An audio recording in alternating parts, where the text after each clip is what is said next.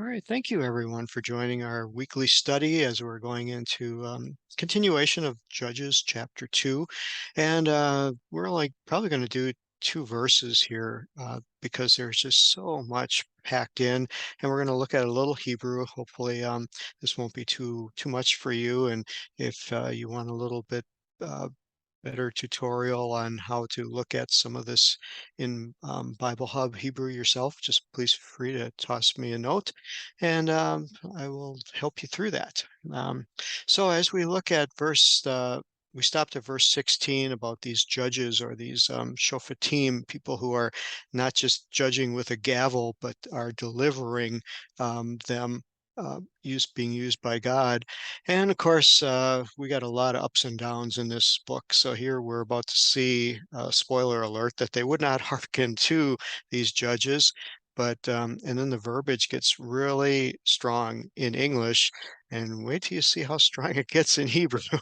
And they went a whoring after other gods and bowed themselves onto them and turned quickly out of the way which their fathers walked in, obeying the commandments of the Lord, but they didn't do that. So here's where we go into the Hebrew and take a little bit of look at this. And so we pick up in verse 17, V'gam et shofetem lo shemeu.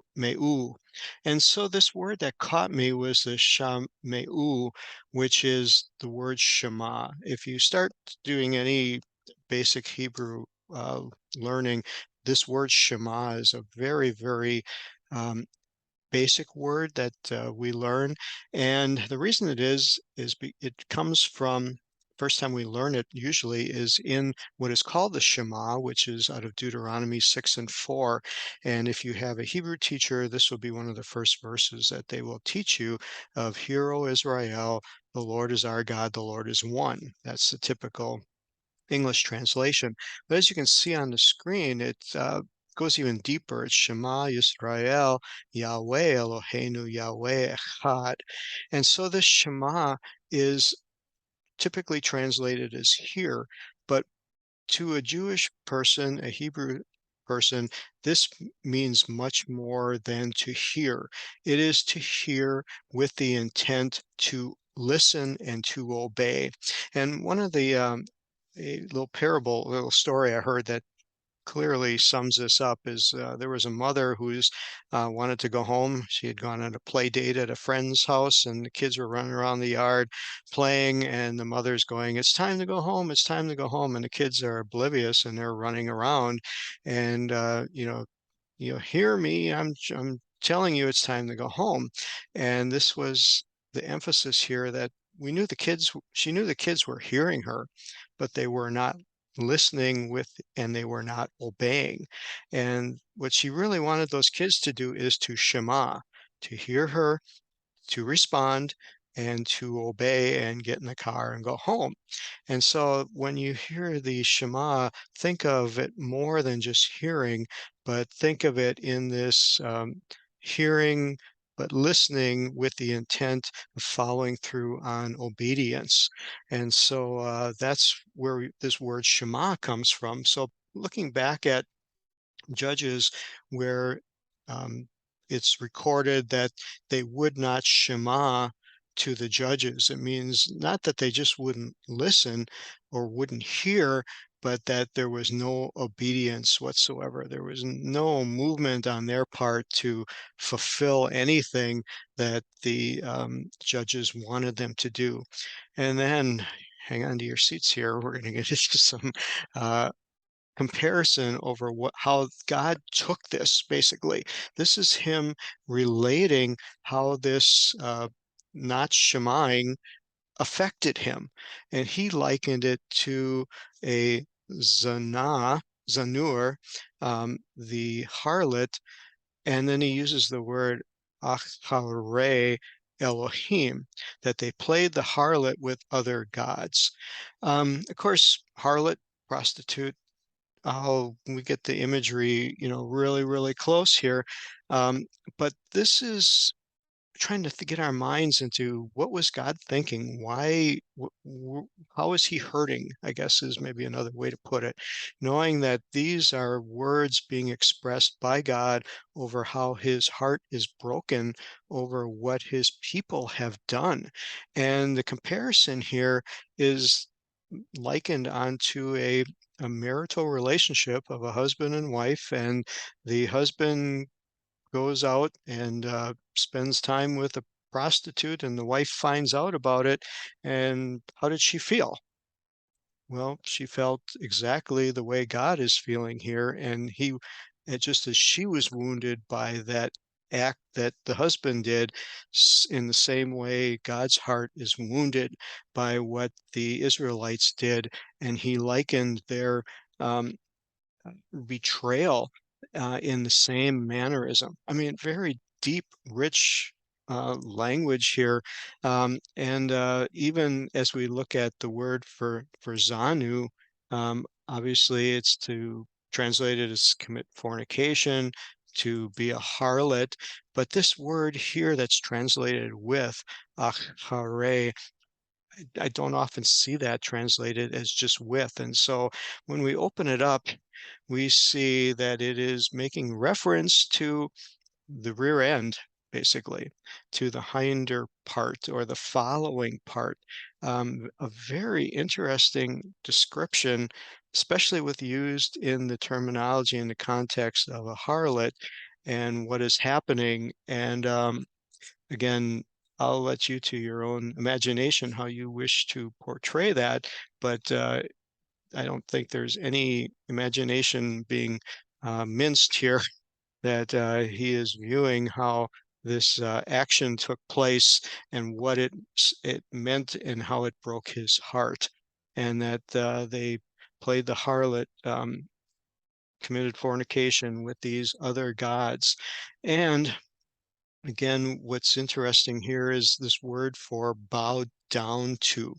Um, Trying to get a better understanding. Sometimes it will have said worship, and of course, worship in the Bible takes on maybe some different forms than what we're used to in our faith traditions. And we have what's called worship services, and we go to a building, and you know, every building, every church will have somewhat different forms of worship. Some are very traditional. Everything's outlined in a bulletin, tells you when to stand, when to sit, when to kneel.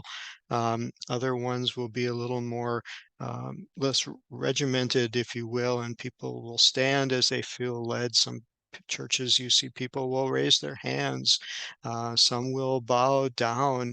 Um, Again, in the Bible, the idea of worship was always involving uh, putting yourself in a lowering position, in a humbling position, to bow down on your knees, to prostrate yourself.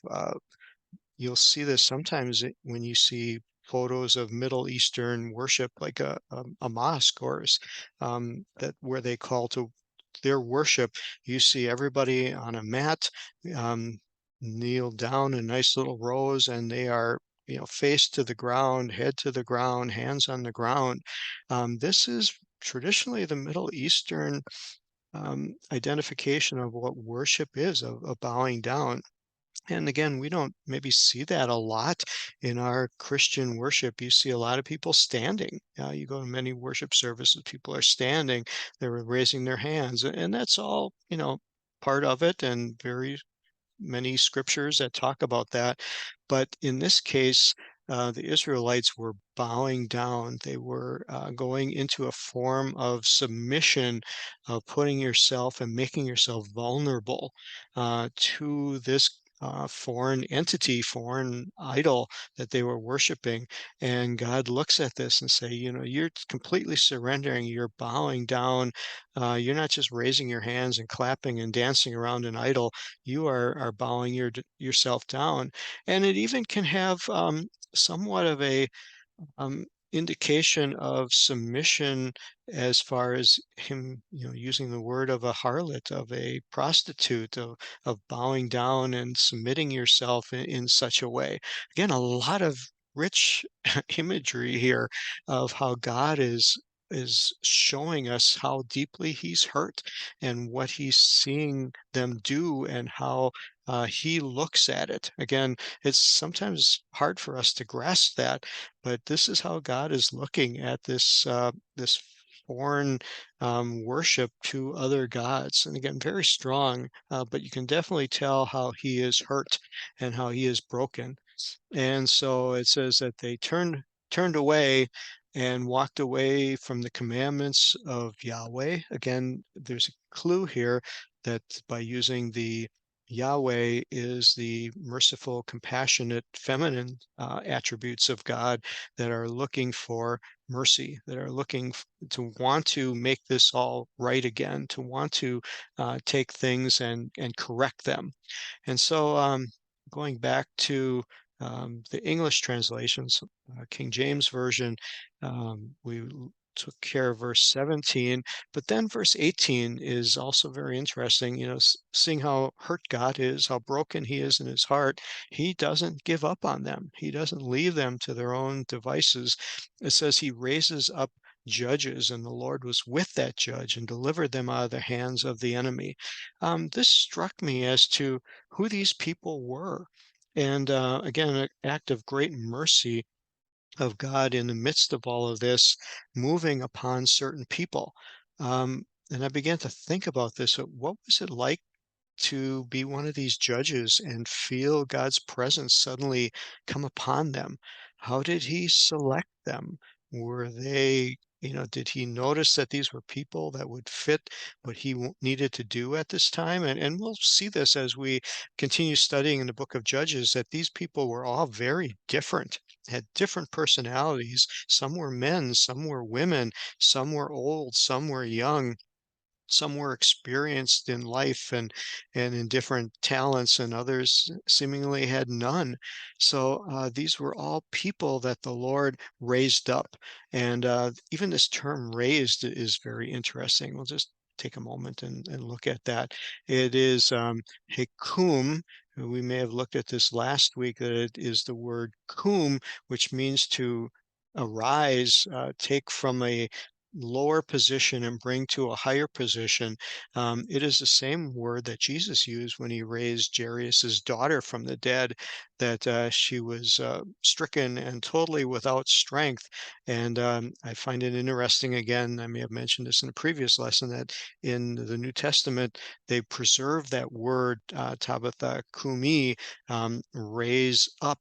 And so it's a very interesting word here. And so God raised up, and again, it's using the term Yahweh, raised up judges, and Yahweh was with the judges and delivered them.